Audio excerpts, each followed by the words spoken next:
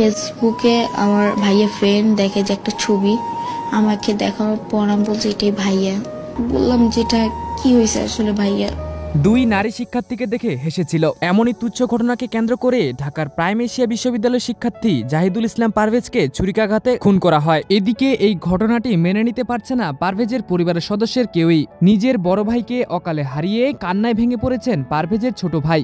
মৃত্যুর আগের দিনই ছোট ভাইয়ের সাথে কথা হয়েছিল পারভেজের মৃত্যুর ব্যাপারে সরাসরি বলা হয়নি পারভেজের ছোট ভাইকে। ফেসবুকে নিজের বড় ভাইয়ের রক্তাক্ত শরীর দেখে কান্নায় ভেঙে পড়েন পারভেজের ছোট ভাই। তার বড় ভাই যে আর নেই সেটা তাকে জানানো হয়নি, এমনকি তার আম্মু এ ব্যাপারে কোনো কিছু বলেনি, এরকমটাই জানায় পারভেজের ছোট ভাই। যখন সে বাইরে থেকে বাসায় আসে তখন সবাই তাকে জড়িয়ে ধরে কান্না করে, আর সে তখনও জানতো না যে আসলে তার বড় ভাই আর পৃথিবীতে নেই। পরে পারভেজের লাশকে বাড়ির ভেতরে ঢুকানো হলে বাড়ির সকলেই কান্নায় ভেঙে পড়ে।